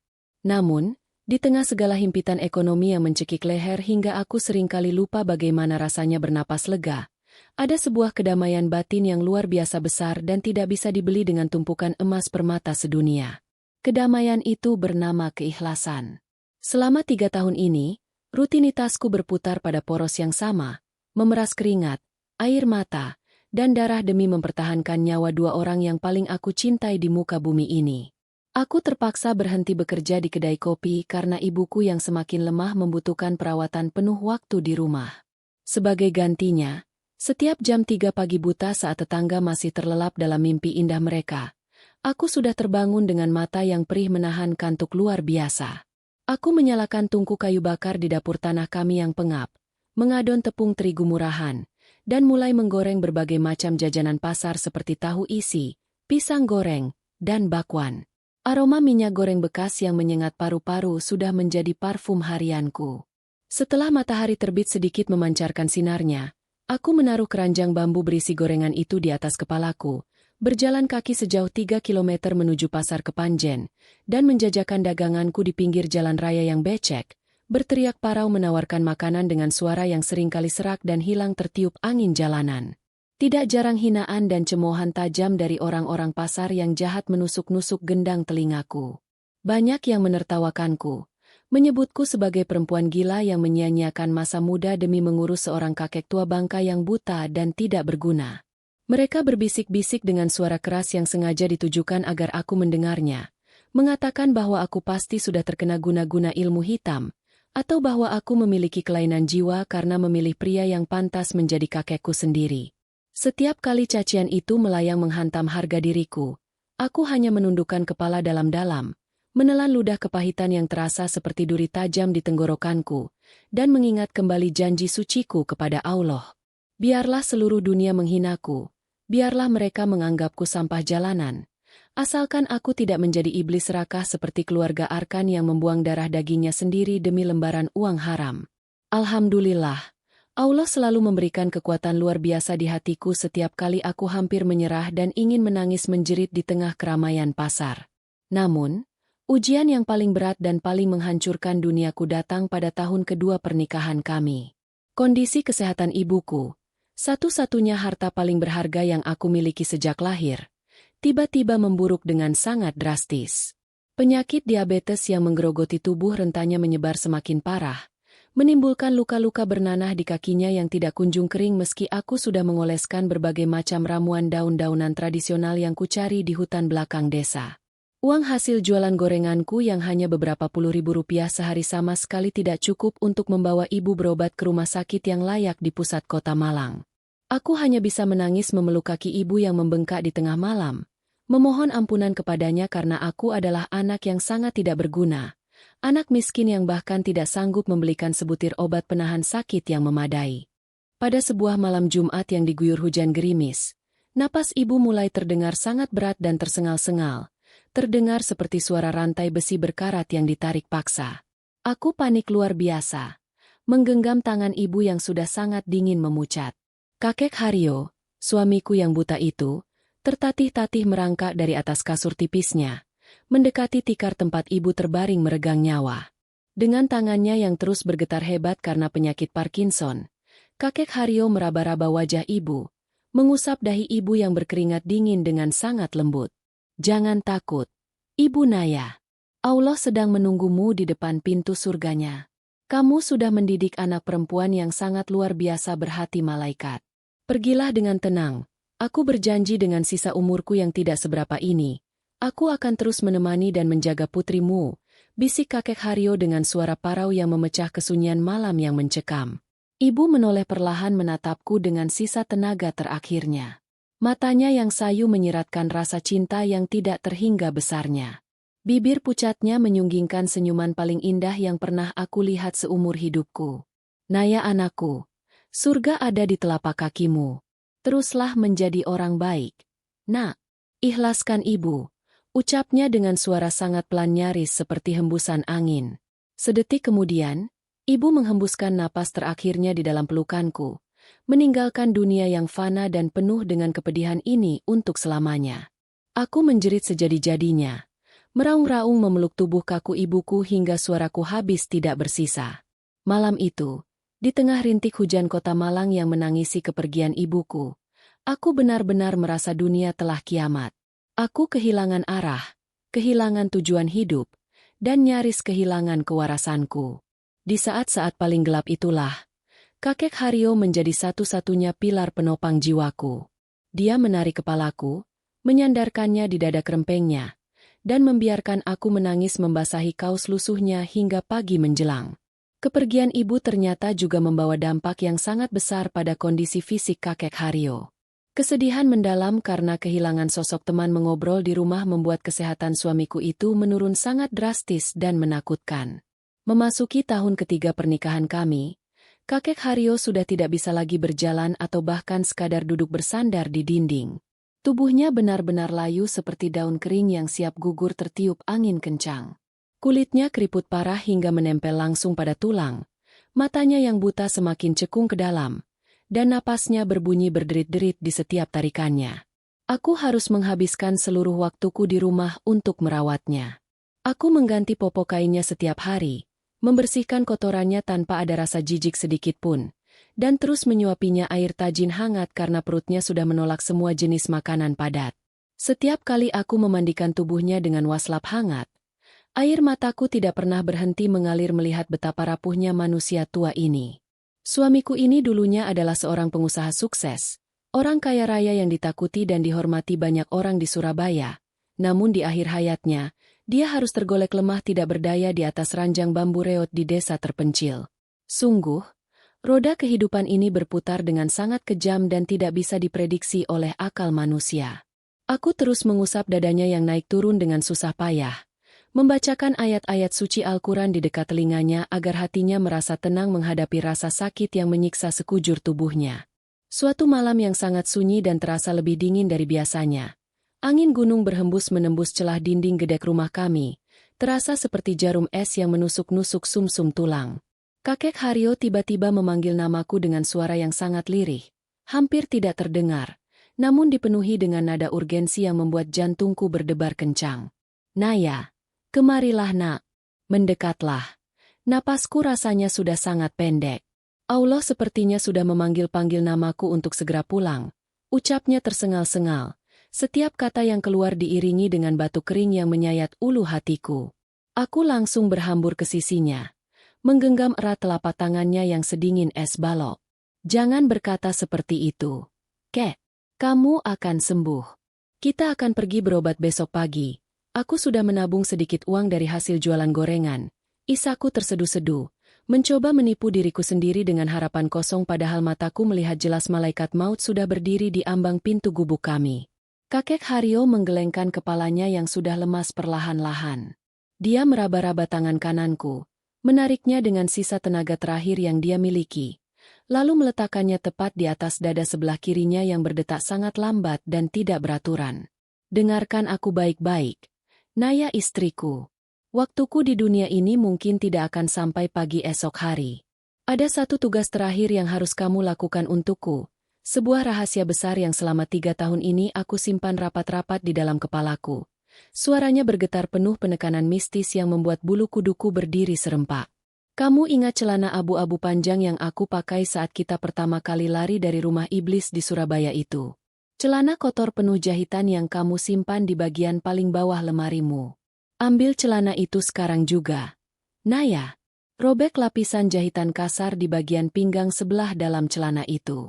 Ada sesuatu yang sangat penting yang sengaja aku sembunyikan di sana dari anak cucuku yang serakah. Dengan tangan gemetar dan pikiran yang berkecamuk penuh kebingungan, aku bangkit berdiri dan membongkar lemari pakaian usang kami. Aku menemukan celana abu-abu yang sudah berbau kapur barus itu.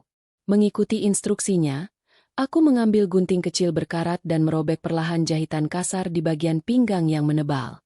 Di balik lapisan kain yang kumal itu, jari telunjukku menyentuh sebuah benda padat. Aku menariknya keluar dengan napas tertahan. Itu adalah sebuah kunci kecil yang bentuknya sangat aneh, dilapisi plastik tebal, beserta secari kertas kuning kusam yang terlipat-lipat hingga kecil. Aku membuka lipatan kertas itu di bawah cahaya lampu temaram, dan melihat deretan huruf tegak bersambung yang ditulis dengan tinta hitam tebal, meski bentuk tulisannya sedikit berantakan. Apa ini, Kek? Ini sebuah kunci dan ada sebuah nama serta alamat yang tertulis di sini. Bapak Darmawan, Jalan Darmo, Surabaya. Ucapku mengeja tulisan di kertas itu dengan suara bergetar keras menahan gejolak rasa penasaran yang meledak-ledak di dadaku. Kakek Haryo menghela napas panjang, seolah sebuah beban raksasa sebesar gunung baru saja terangkat dari pundaknya. Benar, anakku. Setelah aku menghembuskan napas terakhir dan kamu selesai memakamkan tubuh rusak ini ke dalam tanah, pergilah ke alamat itu. Temui pria bernama Darmawan. Dia adalah pengacara pribadiku, satu-satunya sahabat kepercayaanku yang paling setia sejak aku masih muda, yang sengaja aku rahasiakan keberadaannya dari Arkan dan ibunya yang tamak itu. Tunjukkan kunci itu kepadanya, dan dia akan mengerti apa yang harus dia lakukan. Kakek Haryo tiba-tiba terbatuk sangat keras hingga memuntahkan bercak darah segar ke atas bantal kapuknya yang usang. Aku menjerit histeris melihat darah merah pekat itu, mencoba mengelapnya dengan ujung gaunku yang basah oleh air mata. Jangan beritahu siapapun tentang hal ini, Naya. Arkan dan ibunya pasti akan datang ke pemakamanku nanti, bukan untuk mendoakanku, tapi untuk memastikan bahwa aku benar-benar sudah mati membusuk dan tidak lagi mengganggu hidup mereka. Biarkan mereka menertawakanmu. Biarkan mereka merasa menang. Kamu hanya perlu diam, tahan amarahmu, dan temui Darmawan. Sudah saatnya kakek mengembalikan tatanan hidup yang dirusak oleh keserakahan manusia-manusia iblis itu. Sudah saatnya karma yang paling menyakitkan dijatuhkan tepat di atas kepala mereka. Kamu akan segera mengerti semuanya nanti, anakku. Maafkan kakek yang selama ini menyusahkan hidupmu. Asyhadu an la ilaha illallah. Itulah kalimat terakhir yang keluar dari bibir pucatnya sebelum kedua mata buta yang cekung itu tertutup untuk selamanya, menyisakan sebuah misteri besar yang belum terpecahkan dan sebuah kunci kecil di genggaman tanganku yang terasa sangat panas membakar kulit jariku. Pagi itu, langit desa Kepanjen seakan ikut merasakan kehancuran hatiku yang berkeping-keping. Mendung tebal berwarna abu-abu gelap menggantung sangat rendah, mencurahkan gerimis tipis yang dingin menyengat pori-pori kulitku hingga ke tulang. Tubuh kakek Haryo terbujur kaku di atas dipan bambu reot, tertutup selembar kain jarik bermotif parang rusak peninggalan ibuku yang warnanya sudah sangat memudar. Aku duduk bersimpuh tak berdaya di lantai tanah liat yang lembab, menatap wajah tuanya yang kini terlihat begitu tenang dan damai, seolah seluruh penderitaan, hinaan, dan siksaan dunia yang kejam ini telah terlepas sepenuhnya dari pundaknya. Tidak ada lagi kerutan dalam karena menahan rasa sakit di perutnya. Tidak ada lagi erangan pilu yang menyayat hati di tengah malam buta. Beliau telah kembali ke pelukan Allah yang Maha Pengasih, meninggalkanku sendirian di dunia yang terasa semakin menakutkan, gelap, dan tidak berhati ini. Para tetangga desa yang baik hati mulai berdatangan satu persatu menembus rintik hujan, membawa sumbangan beras, gula pasir seadanya, dan air mata simpati yang tulus. Mereka secara sukarela membantu memandikan jenazah suamiku dengan air rendaman bunga mawar dan kenanga, lalu membalut tubuh kurus kerempengnya dengan kain kafan putih bersih lapis demi lapis dengan sangat hati-hati. Aroma kapur barus dan serbuk kayu cendana menguar tajam memenuhi ruangan gubuk kami yang sempit, menusuk lubang hidungku dan menyadarkanku pada sebuah kenyataan pahit bahwa perpisahan abadi ini benar-benar nyata terjadi di depan kedua mataku. Saat jenazah suamiku sudah diletakkan di ruang tamu yang temaram dan para tetangga mulai melantunkan ayat suci Al-Quran dengan suara bergetar, sebuah suara deru mesin mobil mewah yang sangat bising dan arogan memecah keheningan desa kami yang penuh kedamaian. Aku menoleh perlahan ke arah pintu kayu yang terbuka lebar. Jantungku tiba-tiba berdegup sangat kencang karena firasat buruk yang kembali menyergap rongga dadaku dengan kuat. Dari halaman berlumpur di depan gubukku, turunlah 4 sosok manusia berwajah rupawan namun berhati iblis busuk yang sangat aku kenal dan paling aku benci di dunia ini. Arkan melangkah turun lebih dulu dengan gerakan angkuh, mengenakan kemeja hitam desainer mahal yang disetrika licin sempurna dan kacamata hitam yang menutupi matanya dari sinar matahari yang bahkan tidak bersinar hari itu. Di belakangnya menyusul Ibu Soraya yang langsung menutupi hidung mancungnya dengan sapu tangan berenda mahal, disusul oleh Siska dan Fanya yang berjalan berjinjit-jinjit dengan sepatu hak tinggi mereka yang runcing, menghindari genangan air becek berwarna coklat dengan wajah penuh rasa jijik yang sangat amat kentara. Mereka sama sekali tidak terlihat seperti keluarga yang sedang berduka cita atas kehilangan sosok ayah dan kakek kandung. Mereka terlihat persis seperti sekumpulan burung pemakan bangkai yang datang menukik dari langit hanya untuk memastikan mangsanya benar-benar sudah tidak bernyawa dan tidak akan menyusahkan mereka lagi. Kehadiran mereka di ambang pintu langsung membuat suasana duka menjadi sangat tegang dan mencekam. Para tetangga yang sedang membaca surat Yasin serempak menghentikan bacaan mereka, menatap penuh keheranan dan ketidaksukaan pada rombongan orang kaya raya yang terlihat sangat salah tempat dan tidak tahu sopan santun di desa kumuh ini. Arkan melangkah masuk dengan sepatu kulit mengkilapnya tanpa mengucapkan salam sedikit pun, mengabaikan tatapan sinis dari warga desa seolah mereka semua hanyalah lalat pengganggu yang tidak terlihat. Dia berdiri menjulang tinggi di samping keranda bambu suamiku, melipat kedua tangannya di depan dada, lalu menatap lurus ke arahku dengan senyuman miring yang merendahkan seluruh harga diriku. Jadi, orang tua bangka ini akhirnya mati juga setelah sekian lama menyusahkan bumi, ucap Arkan dengan nada suara sedingin es batu yang mengiris-ngiris gendang telingaku tanpa rasa bersalah sedikit pun. Hebat sekali kamu, Naya. Kamu berhasil bertahan hidup di gubuk sampah ini untuk merawat rongsokan tidak berguna ini sampai tarikan napas terakhirnya. Aku benar-benar harus memberikan tepuk tangan berdiri untuk kesabaranmu yang luar biasa bodoh dan sia-sia itu. Darah di sekujur tubuhku mendidih seketika hingga rasanya ubun-ubunku akan meledak hancur saat itu juga. Aku mengepalkan kedua tanganku kuat-kuat di atas pangkuanku hingga kuku-kukuku yang pendek menancap dalam ketelapak tangan sampai berdarah. Berusaha mati-matian menahan diri agar tidak bangkit menerjang wajah tampannya dan merobek mulut kotornya itu hingga robek. Aku teringat kembali pesan terakhir suamiku semalam di atas kasurnya yang penuh noda darah.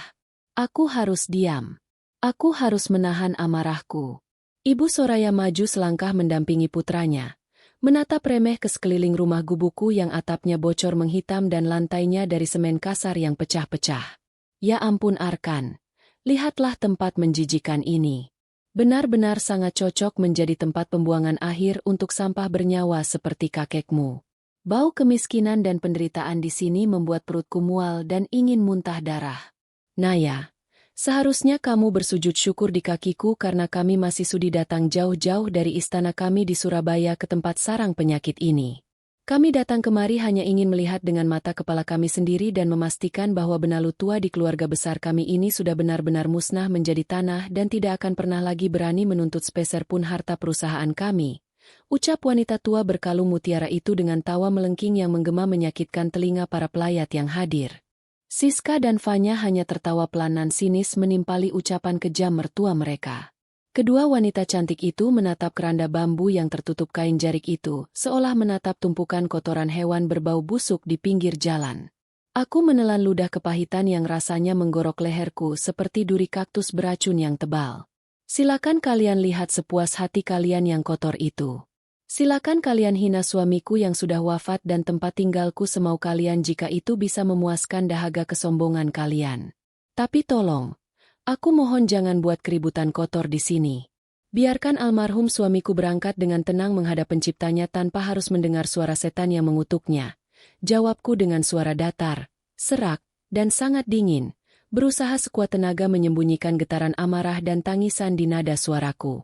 Prosesi pemakaman dilakukan sesegera mungkin sebelum zuhur tiba di tempat pemakaman umum desa yang terletak di ujung bukit Tanah Merah.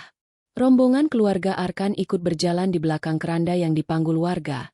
Namun mereka sengaja menjaga jarak sangat jauh di belakang seolah takut tertular penyakit menular yang mematikan.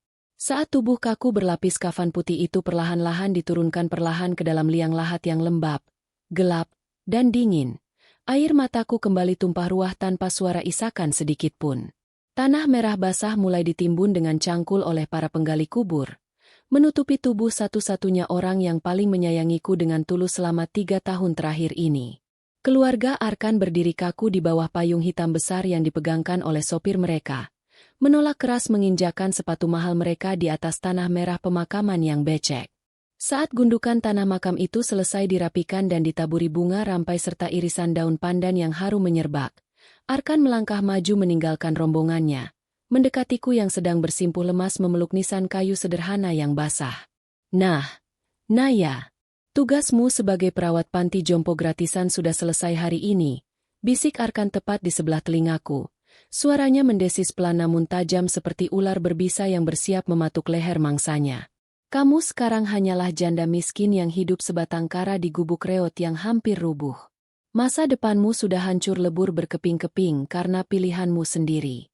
Jika kamu mau membuang harga dirimu yang tidak seberapa itu dan memohon berlutut mencium ujung sepatuku sekarang juga di depan makam ini, mungkin aku masih berbaik hati menerimamu menjadi pembantu pencuci piring kotor di rumah istanaku. Lumayan untuk menyambung nyawamu yang sudah tidak ada harganya itu daripada kamu harus mati kelaparan memakan tanah merah ini. Dia tertawa pelan dengan suara tertahan di tenggorokan, membalikkan badannya dengan sangat amat angkuh, dan berjalan pergi meninggalkan area pemakaman bersama ibu dan kedua istrinya yang melenggak-lenggok tanpa menoleh lagi ke belakang. Mereka kembali masuk ke dalam mobil mewah hitam pekat mereka dan melaju kencang meninggalkan desa, meninggalkan kepulan asap knalpot hitam dan debu jalanan yang beterbangan kasar menampar wajahku. Aku membiarkan mereka pergi dari pandanganku dengan perasaan menang yang semu. Aku membiarkan mereka tertawa di atas penderitaan dan duka citaku yang mendalam. Aku merogoh saku dalam gaun hitamku yang basah oleh keringat, merasakan sentuhan dingin dari kunci besi kecil yang dibungkus plastik tebal pelindung itu. Kunci dengan bentuk aneh dan secari kertas kuning kusam yang berbau kapur barus itu adalah satu-satunya peninggalan suamiku, harta karun terakhirnya, dan aku sama sekali tidak akan menyia-nyiakannya demi membalas semua air mata ini.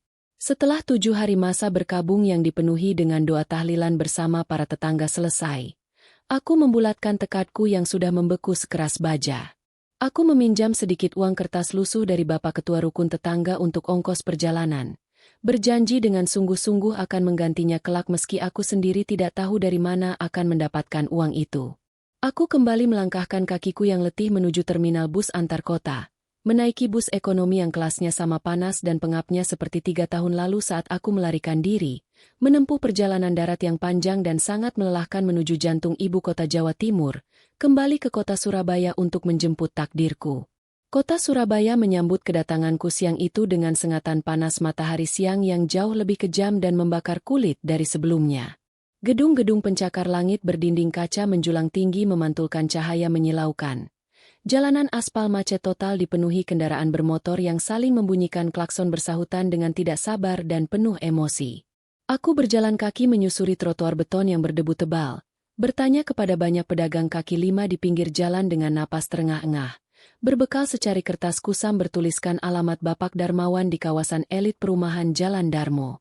Peluh keringat bercucuran sangat deras membasahi punggung dan wajahku hingga mataku perih kemasukan keringat.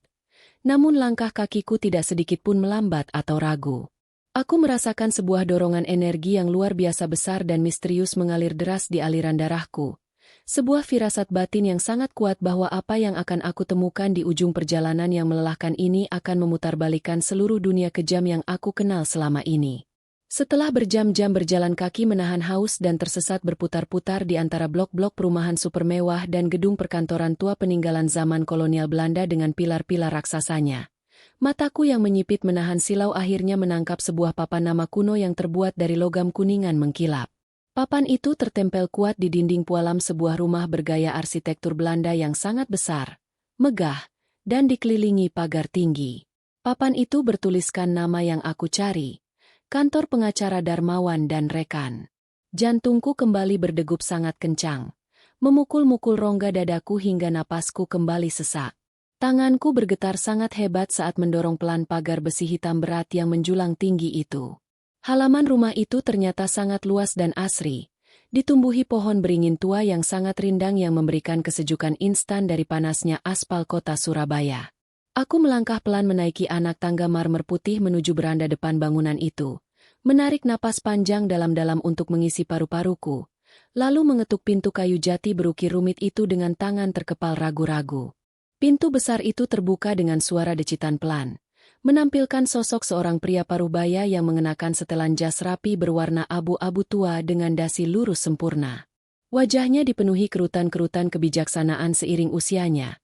Rambutnya sudah memutih seluruhnya tak tersisa warna hitam, namun sorot matanya yang sangat tajam di balik bingkai kacamata tebalnya memancarkan kecerdasan tingkat tinggi dan ketegasan yang luar biasa.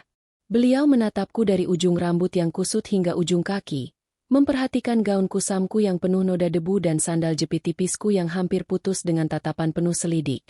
Namun ajaibnya sama sekali tidak merendahkan sedikit pun seperti keluarga Arkan. "Ada yang bisa saya bantu, Nona muda?" tanyanya dengan suara bariton yang berat, dalam, dan penuh wibawa. Aku menelan ludah yang terasa kering, tanganku yang masih gemetar merogoh saku dalam gaunku, dan dengan sangat hati-hati mengeluarkan kunci besi kecil bersampul plastik beserta gulungan kertas kuning peninggalan suamiku. Aku menyerahkannya ke telapak tangan pria itu yang terbuka. "Namaku Naya, Pak.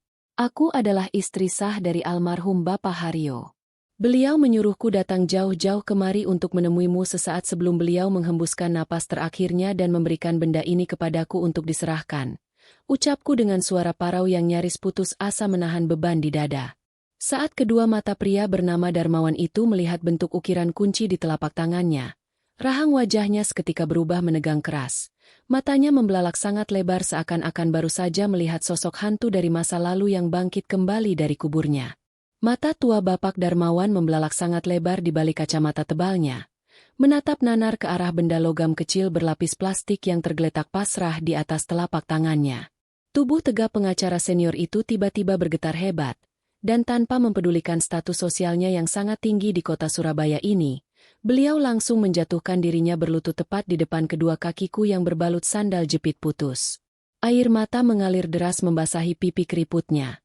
Sebuah pemandangan yang membuatku mundur selangkah karena terkejut luar biasa. Ya Allah yang Maha Besar, akhirnya hari yang paling aku tunggu-tunggu selama 3 tahun ini tiba juga. Isak Bapak Darmawan dengan suara bariton yang pecah berantakan menahan luapan emosi yang sangat dalam. Beliau mendongak menatap wajahku yang kusam penuh debu jalanan, lalu mencium punggung tanganku dengan penuh rasa hormat yang sangat luar biasa, seolah aku adalah seorang ratu penguasa kerajaan yang baru saja turun dari singgasana langit. "Masuklah, Nyonya Besar Naya. Silakan masuk ke dalam. Anda adalah pewaris tunggal dan satu-satunya nyonya besar dari seluruh kerajaan bisnis sahabat saya, almarhum Bapak Haryo." Aku melangkah masuk ke dalam kantor mewahnya dengan langkah gontai dan pikiran yang sama sekali tidak bisa mencerna kalimat barusan. Aku didudukan di atas sofa kulit impor yang sangat empuk, disuguhi segelas teh hangat yang langsung mengalirkan tenaga baru ke dalam nadiku yang kelelahan. Bapak Darmawan duduk di hadapanku, menyeka air matanya dengan sapu tangan sutra, lalu mulai menceritakan rahasia terbesar yang disembunyikan suamiku selama ini. Beliau menjelaskan bahwa kakek Haryo bukanlah pria tua buta yang bodoh dan lemah seperti yang dipikirkan oleh anak dan cucunya. Jauh sebelum kakek Haryo kehilangan penglihatannya secara total, beliau sudah menyadari niat busuk, keserakahan, dan kejahatan finansial yang dilakukan oleh Arkan beserta ibunya di dalam perusahaan. Kakek Haryo tahu bahwa mereka sedang berusaha menggelapkan dana triliunan rupiah dan berencana menyingkirkannya ke panti jompo. Oleh karena itu, dengan bantuan Bapak Darmawan, suamiku secara diam-diam memindahkan seluruh aset utama, sertifikat tanah, emas batangan, dan saham mayoritas perusahaan ke dalam sebuah brankas rahasia tingkat tinggi di bank pusat kota, yang hanya bisa dibuka dengan kunci khusus yang selama ini disembunyikan di dalam jahitan celana usangnya. Keluarga Arkan selama ini hanya hidup menggunakan fasilitas kredit perusahaan yang batasnya sudah ditentukan, dan mereka sama sekali tidak menyadari bahwa mereka sebenarnya sudah tidak memiliki kuasa hukum sekecil apapun atas seluruh kekayaan itu. Bapak Darmawan menatapku dengan sorot mata yang penuh dengan kobaran api keadilan. Selama 3 tahun ini, saya terus memantau pergerakan mereka dari kejauhan, Nyonya Naya. Saya menunggu dengan sabar datangnya kunci ini. Almarhum Bapak Haryo sudah berpesan sangat tegas, Jika beliau wafat dan kunci ini dibawa oleh seorang wanita bernama Naya, maka itu adalah tanda dimulainya eksekusi hukum cambuk bagi seluruh keturunannya yang durhaka. Sekarang, hapus air matamu. Angkat dagumu tinggi-tinggi. Kita akan pergi mendatangi sarang iblis itu sekarang juga untuk membacakan wasiat terakhir peninggalan suamimu. Ucap Bapak Darmawan dengan nada suara yang membuat darah di sekujur tubuhku kembali mendidih oleh keberanian. Hanya dalam waktu kurang dari 1 jam, sebuah iring-iringan 4 mobil hitam mewah lengkap dengan pengawalan pihak kepolisian dan petugas keamanan pribadi melaju kencang membelah jalanan aspal kota Surabaya. Tujuan kami adalah kawasan perumahan elit di Citraland, tempat berdirinya istana megah yang dulu pernah menjadi saksi bisu kehancuran harga diriku. Aku duduk di jok belakang mobil terdepan bersama Bapak Darmawan, menatap dingin keluar jendela kaca, merasakan debaran jantung yang memukul-mukul dada bukan lagi karena rasa takut, melainkan karena rasa tidak sabar melihat keadilan Allah ditegakkan di atas bumi ini. Mobil kami menerobos masuk melewati gerbang besi raksasa yang langsung dibuka panik oleh para penjaga keamanan rumah, saat melihat rombongan polisi berseragam lengkap. Kami melangkah turun dari kendaraan secara bersamaan. Sepatu langkah kami berderap keras menginjak lantai paving blok halaman, menciptakan gema yang menyiratkan datangnya sebuah badai kehancuran. Di dalam ruang keluarga utama yang sangat luas dan berlapis marmer pualam itu, keluarga Arkan sedang bersantai menikmati hidangan sore dengan tawa yang sangat lepas. Ibu Soraya sedang memegang gelas kristal berisi minuman mahal, sementara Arkan duduk di sofa empuk diapit oleh Siska dan Fanya yang sedang memamerkan perhiasan berlian terbaru mereka.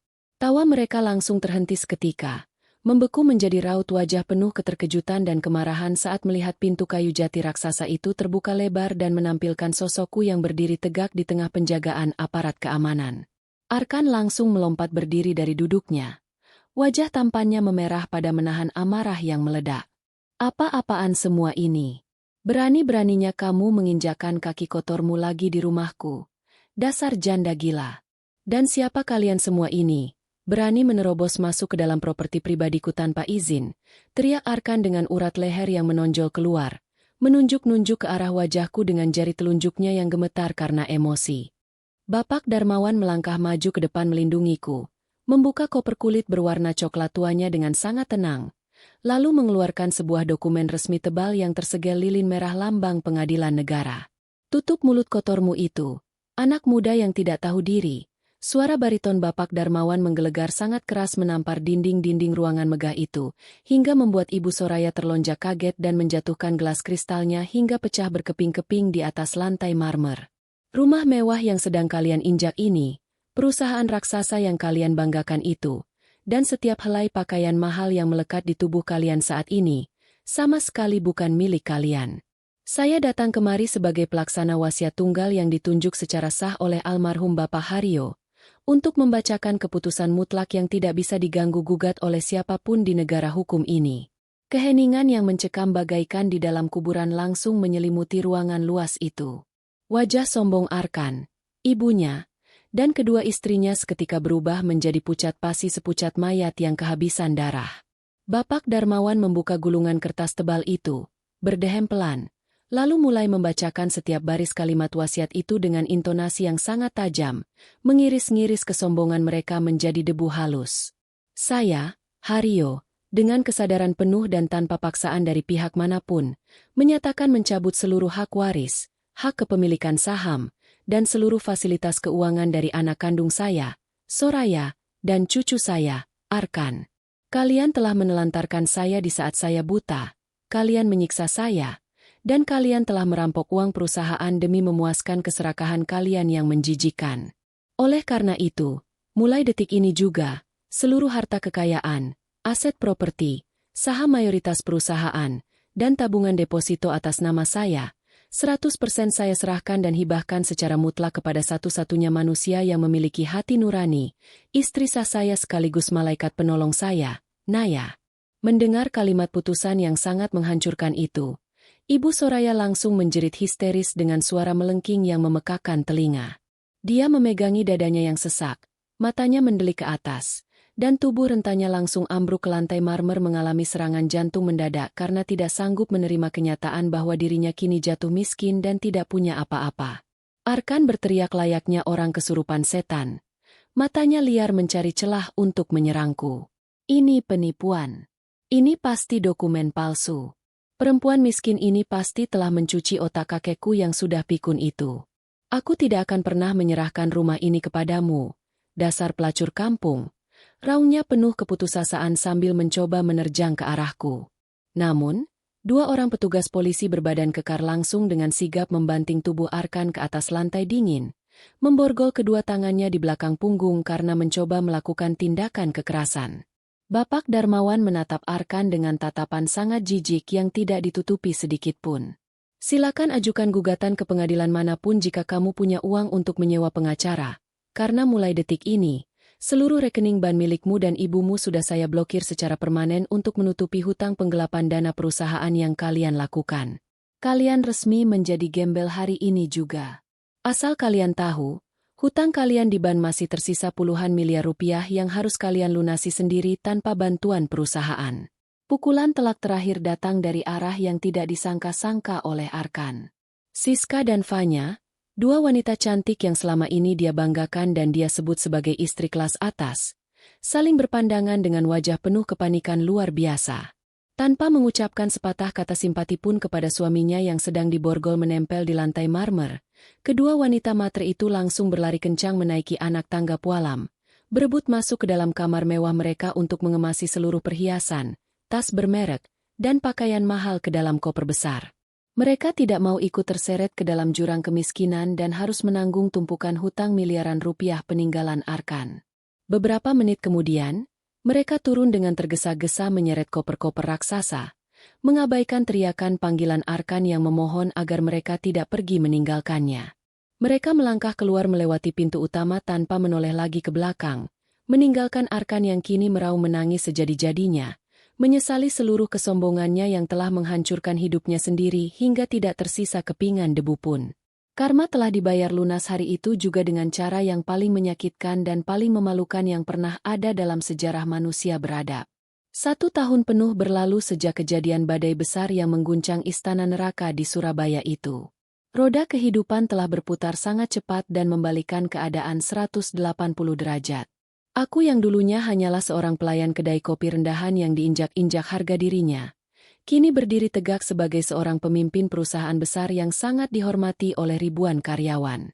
Namun, seluruh kekayaan yang melimpah ruah ini sama sekali tidak pernah menyilaukan mata hatiku, karena aku tahu persis bagaimana rasanya berada di titik paling rendah dalam jurang kemiskinan dan kelaparan. Aku menjual istana neraka di Surabaya itu karena tempat itu terlalu penuh dengan aura kejahatan. Sebagai gantinya, aku menggunakan sebagian besar harta warisan kakek Haryo untuk membangun sebuah panti asuhan dan panti jompo yang sangat luas, megah, dan asri di daerah perbukitan Kota Batu, Malang. Aku memberikan nama panti itu dengan gabungan nama almarhum ibuku dan almarhum suamiku, tempat bernaung bagi ribuan anak yatim piatu dan orang-orang tua yang dibuang oleh keluarganya, agar mereka tidak perlu merasakan penderitaan perih seperti yang pernah kami rasakan di masa lalu. Suatu sore yang sejuk diiringi kabut tipis khas udara pegunungan Kota Batu, aku baru saja selesai membagikan buku bacaan untuk anak-anak panti dan berjalan keluar menuju mobilku yang terparkir di pinggir jalan raya. Saat tanganku hendak membuka pintu mobil, sebuah suara parau yang sangat menyedihkan memanggil namaku dari arah trotoar yang kotor. Aku menoleh perlahan ke belakang, dan langkahku seketika terhenti melihat pemandangan memilukan di depan mataku. Di atas trotoar berdebu itu, duduk seorang pria gelandangan yang sangat kurus kering seperti kerangka hidup. Pakaiannya hanyalah kaos oblong yang sudah robek-robek berbau busuk, celananya dipenuhi tambalan kotor, dan wajahnya dipenuhi jambang yang tidak terurus serta noda tanah yang menghitam. Dia tidak memiliki alas kaki, telapak kakinya penuh dengan luka bernanah. Pria itu menatapku dengan mata yang memerah dan basah oleh air mata penyesalan. Dia adalah Arkan. Pria berwajah rupawan yang dulu menipuku, pria angkuh yang dulu menghinaku, dan pria durhaka yang dulu membuang kakeknya sendiri demi setumpuk uang kertas bernilai sampah. Dia merangkak tertatih-tatih mendekati kakiku, lalu bersujud mencium ujung sepatuku sambil menangis terisak-isak dengan sangat keras hingga bahunya terguncang hebat. Naya, aku mohon ampunanmu. Tolong maafkan kesalahanku. Naya. Ibuku sudah meninggal dunia di dalam penjara karena stroke parah. Aku tidak punya rumah. Aku tidak punya uang untuk makan. Aku sudah tidur di jalanan memakan sampah selama berbulan-bulan lamanya. Tolong aku, Naya. Biarkan aku bekerja menjadi tukang sapu selokan di pantimu. Asal aku bisa makan nasi hari ini, ratapnya dengan suara putus asa yang menyayat-nyayat hati siapapun yang mendengarnya. Aku berdiri diam mematung, menatap tubuh gemetar pria yang pernah menghancurkan hatiku itu. Tidak ada lagi rasa amarah yang membakar dada, tidak ada lagi rasa benci. Yang tersisa hanyalah rasa kasihan yang sangat dalam melihat betapa mengerikannya azab Allah di dunia ini bagi mereka yang menzalimi orang tua sendiri. Aku mengambil beberapa lembar uang kertas 100 ribuan dari dalam dompetku, berjongkok pelan, dan meletakkan uang itu ke dalam telapak tangannya yang gemetar dan kotor. Gunakan uang ini untuk membeli makanan yang layak hari ini, Arkan. Aku sudah memaafkan semua kesalahanmu kepadaku sejak lama. Tapi untuk dosa-dosamu kepada almarhum kakekmu yang kamu buang dan kamu siksa dulu, kamu harus meminta ampunan langsung kepada Allah. Semoga jalan penderitaan ini bisa membersihkan dosa-dosamu sebelum kamu mati. Ucapku dengan nada suara yang sangat tenang namun tegas.